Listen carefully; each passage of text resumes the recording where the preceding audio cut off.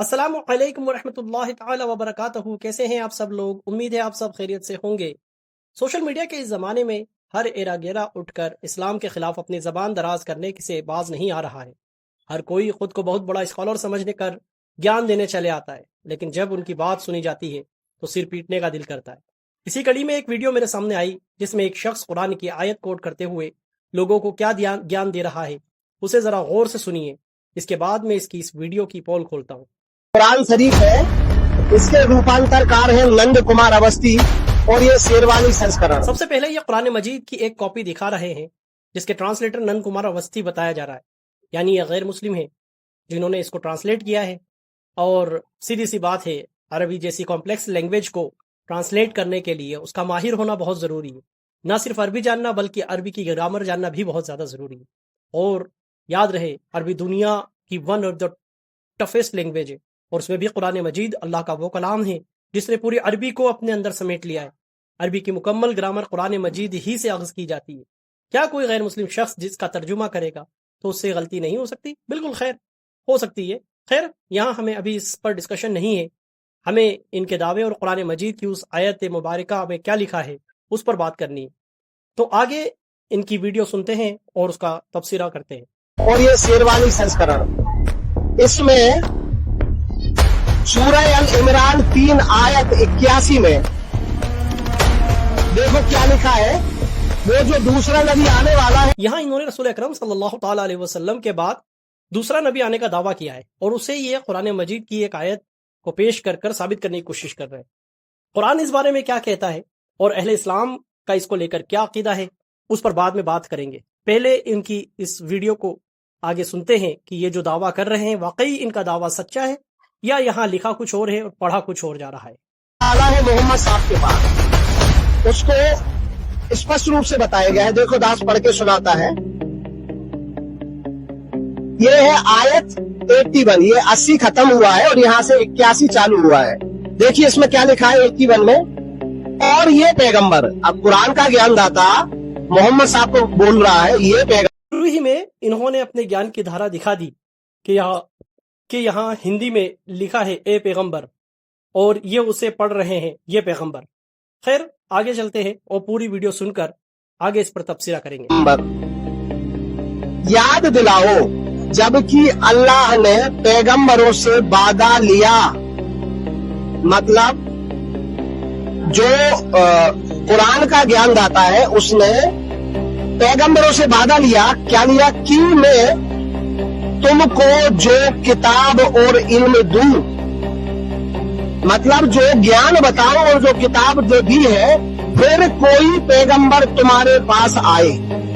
اسپشٹ لکھ رہا ہے کہ میں نے جو ابھی گیان اور کتاب دیا ہے، اس کے بعد پھر کوئی دوسرا پیغمبر تمہارے پاس آئے اور جو تمہارے پاس کتابیں ہیں، مطلب جو قرآن کا علم دیا ہے، قرآن کا گیان دیا ہے، ان کی تم تصدیق کریں، ان کی تصدیق کریں تو دیکھو ضرور اس پر ایمان لانا.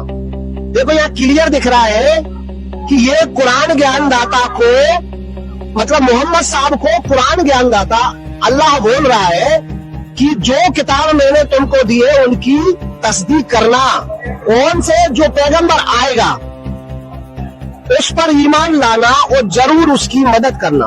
اور وعدہ لینے کے بعد اللہ نے پوچھا کیا تم نے اقرار کیا، مطلب ہاں بھی بھروا لی نبیوں سے، اور ان باتوں میں میری ڈالی ذمہ داری کا بوجھ قبول کیا. مطلب انہوں نے قبول کر لیا کہ ہاں میں تم جو کہہ رہے ہو میں اس کو مانوں گا.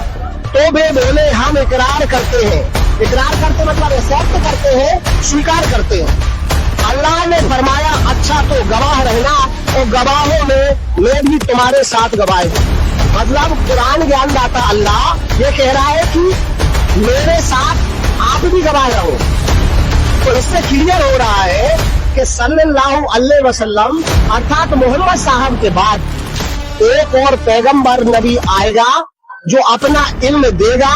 تو آپ نے سنا یہ محاشر کیا پڑھ رہے ہیں، اور ترجمہ کرنے والے تو اور مہانے، لکھا کیا ہے اور ترجمہ کیا کر رہے ہیں. چلیے میں آپ کو قرآن مجید کی اس آیت اور اس میں جو واقعہ درج ہے اس کی حقیقت بتاتا ہوں.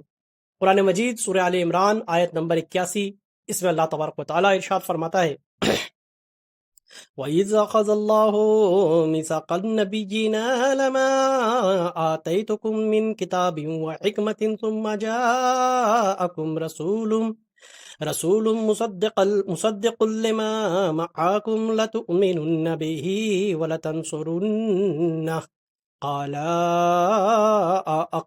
أقررتم وأخذتم على ذلكم إصري قالوا أقررنا قال فاشهدوا وأنا معكم من الشاهدين۔ قرآن مجید میں اللہ تبارک تعالیٰ نے ارشاد فرمایا، اور یاد کرو جب اللہ نے پیغمبروں سے ان کا عہد لیا جو میں تم کو کتاب اور حکمت دوں، پھر تشریف لائے تمہارے پاس وہ رسول کہ تمہاری کتابوں کی تصدیق فرمائے، تو تم ضرور اس پر ایمان لانا اور ضرور اس کی مدد کرنا۔ فرمایا کیوں تم نے اقرار کیا اور اس پر میرا بھاری ذمہ لیا؟ سب نے عرض کی ہم نے اقرار کیا۔ فرمایا تو ایک دوسرے پر گواہ ہو جاؤ اور میں آپ تمہارے ساتھ گواہوں میں ہوں۔ یہ اس کا ترجمہ تھا۔ اب اس کی تفسیر کے متعلق ہم پڑھتے ہیں تفسیر خازن سے کہ اللہ تبارک تعالیٰ یہاں پر کس واقعے کا ہمیں اشارہ دے رہا ہے اور اللہ تبارک تعالیٰ نے کس واقعے کی طرف ہمیں نظر کرایا ہے۔ تفسیر خازن میں حضرت علی المرتضیٰ کرم اللہ تعالی وجہ الکریم نے فرمایا کہ اللہ تعالیٰ نے حضرت آدم علیہ السلام اور ان کے بعد جس کسی کو نبوت عطا فرمائی ان سے سید الانبیاء محمد مصطفیٰ صلی اللہ تعالی علیہ وسلم کے متعلق عہد لیا، اور ان انبیاء علیہ السلام نے اپنی قوموں سے عہد لیا کہ اگر ان کی حیات میں سرور کائنات صلی اللہ تعالی علیہ وسلم مبعوث ہوں تو وہ آپ صلی اللہ تعالی علیہ وسلم پر ایمان لائیں اور آپ صلی اللہ تعالی علیہ وسلم کی مدد و نصرت کریں۔ تو یہ اس کا ترجمہ اور تفسیر تھی۔ مجید کی سورہ آل عمران کی آیت نمبر 81 میں اللہ تبارک و تعالیٰ نے فرمایا اور یاد کرو، تو یہاں کسے مخاطب کیا جا رہا ہے؟ ظاہر ہے سبھی جانتے ہیں کہ رسول اکرم صلی اللہ تعالی علیہ وسلم سے کہا جا رہا ہے کہ اے میرے محبوب یاد کرو۔ آگے اسی آیت میں فرمایا کہ تشریف لائے تمہارے پاس وہ رسول جو تمہاری کتابوں کی تصدیق فرمائے۔ تو یہاں پر کس کی تشریف آوری کی بات ہو رہی ہے؟ سیدھی سی بات ہے، یہاں پر بھی حضرت محمد مصطفیٰ صلی اللہ تعالی علیہ وسلم کی ہی بات کی جا رہی ہے۔ تو یہاں سے یہ بات صاف ہوتی ہے کہ جو رسول تشریف لائے گا وہ پہلے کی کتابوں کی تصدیق فرمائے گا۔ اس آیت کی تفسیر میں حضرت علی کرم اللہ وجہ الکریم کے فرمان علی شان سے پتہ چل گیا کہ یہ آیت رسول اللہ صلی اللہ تعالی علیہ وسلم کی آمد کی پیشن گوئی ہے۔ دراصل یہ واقعہ عالم ارواح کا ہے، اور اللہ تعالیٰ نے عالم ارواح میں تمام انبیاء علیہ السلام کی جو ہے روحوں کو اکٹھا کیا، اور انبیاء علیہ السلام کو آگاہ کیا کہ ان پر ایمان لانا، اور مطلب ان پر ایمان لانا سبھی کو ضروری ہے، اور دین اسلام کی مدد فرمانا بھی ضروری ہے۔ اسی لیے تمام انبیاء علیہ السلام اپنی قوموں کو حضور اکرم صلی اللہ تعالی علیہ وسلم کی آنے کی تصدیق فرماتے ہوئے گئے، جو ان کی کتابوں میں ہمیں صاف دکھائی دیتی ہے، اور ہر اس کتاب میں جو اللہ کی طرف سے ہے حضور صلی اللہ تعالی علیہ وسلم کا ذکر مل جائے گا۔ جیسے آپ توریت اٹھائیں گے اور توریت کے ڈیوٹرونومی کے چیپٹر 18 میں ورس 18 اگر آپ دیکھیں گے تو یہاں پر ہمیں رسول اکرم صلی اللہ تعالی علیہ وسلم کی آمد کی پیشن گوئی ہمیں مل جاتی ہے۔ وہیں پر جب ہم بائبل میں جان چیپٹر 16 کی ورس 77 دیکھیں گے تو یہاں پر ہمیں صاف پتہ لگ جائے گا کہ یہاں پر بھی رسول اکرم صلی اللہ تعالی علیہ وسلم جو ہیں وہ آخری نبی آنے والے ہیں، اور ان کی تصدیق حضرت عیسیٰ علیہ السلام نے فرمائی۔